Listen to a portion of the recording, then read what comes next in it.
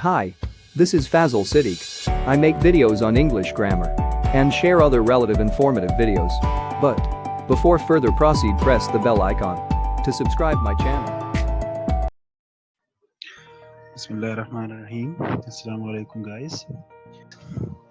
A communication barrier can be defined as any hurdle or obstruction which tends to distort the message that passes between sender and receiver.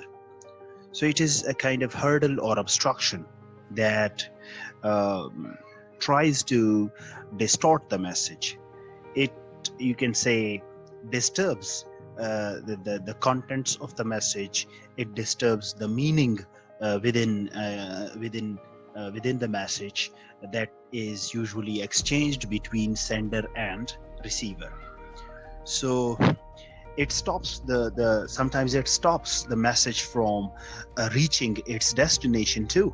So just like you find barriers on different on roads, on checkposts, where security guards stop you and they ask for your identity. So it hampers your speed, it hampers your movement.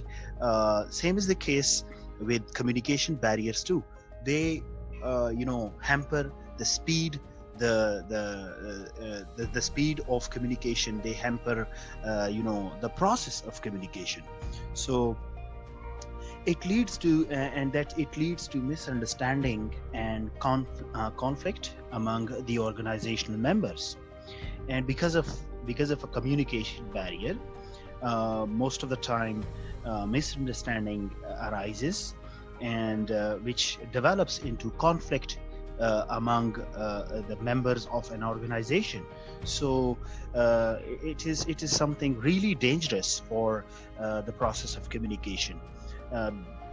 As you can see, it is something that becomes a hurdle, that becomes you can say an obstruction, and stops the message from moving to its destination.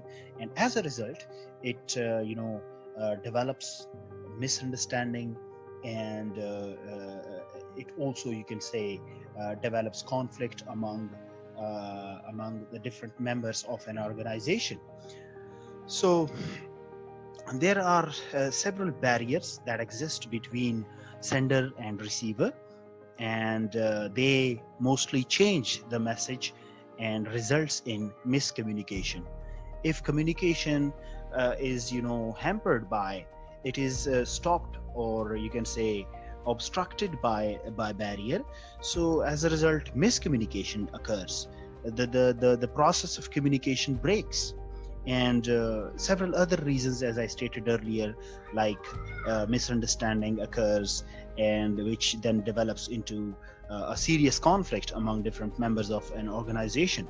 So it is something that needs to be taken very seriously, because before sending a message, you should also, as a good and effective communicator, it is your responsibility to think of all the possible barriers that may distort the message, that may change the meaning of the message, that may not allow you to transfer a message from your destination to the destination of a recipient or receiver.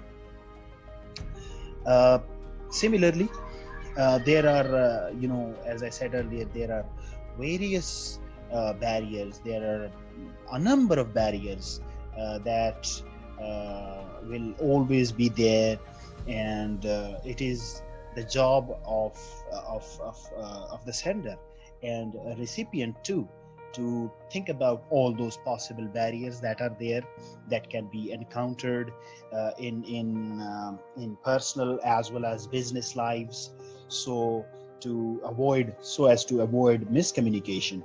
And every day in business setups, and even in our personal lives, we encounter different sorts of barriers, and they result which usually you can say end up the communication process in miscommunication. So Mostly because of these barriers, it occurs that let's suppose the sender has composed a message. He has put meaning into words, into his message, and that message may not be always understood in the same way, just as the sender understands it. So we say that what the recipient understands by a message may not always be the message which the sender intended. And it happens that the intended meaning which which the sender gives to a message is often misunderstood. It is not understood in the same intended way, the way message was composed, the way meaning was put into words. So communication may fail for variety of reasons, for variety of factors that are always there, and they work as barriers, communication barriers.